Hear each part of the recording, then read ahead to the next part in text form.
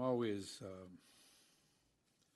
pained when we get to the point of having to shut a school, any school, or find a school unsuccessful in several ways when children are involved and have dependency on it.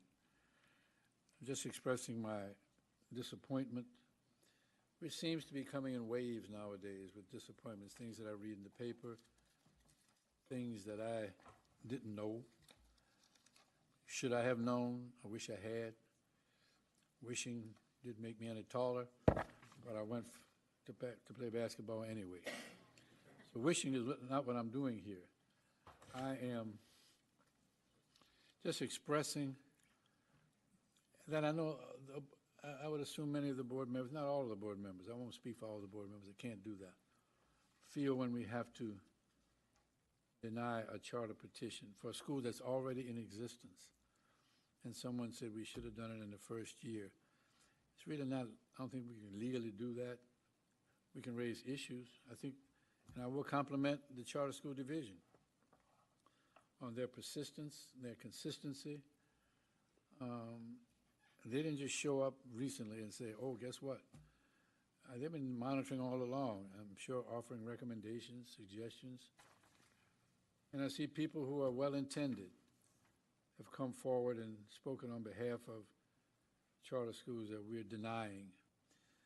But there are guidelines and regulations, as one of the speakers said, that we have to adhere to and for which we must be held accountable because we accepted responsibility in the first place.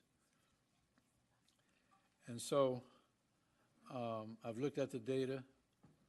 I've listened to as many ways as I could to figure out, well, how do you save an operation without accountability when there are some severe lack of accountability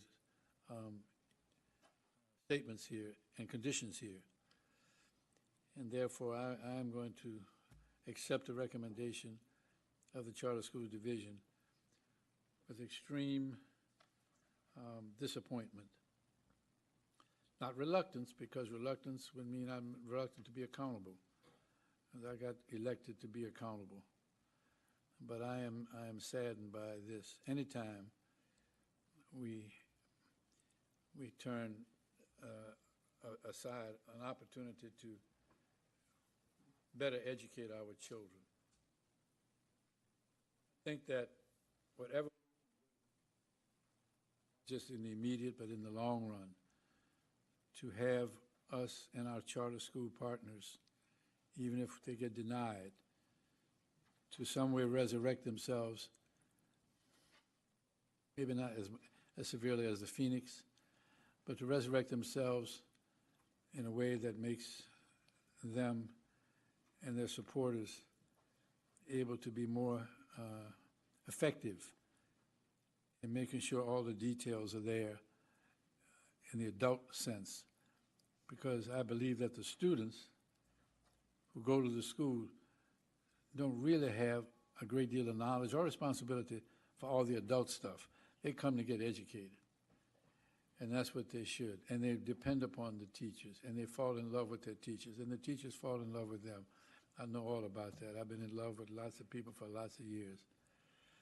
And it would be heartbreaking for me to have to say I was not successful in doing the adult stuff and the business stuff and the financial fiduciary stuff that put the kids in a situation of being uprooted. So that's just my comment. And I thank the people who spoke, and I thank the Charter School Division, and I thank the board for our willingness to scrutinize, even in the face of pain and discomfort, that we still have to do our duty. That's why we got elected. Thank you.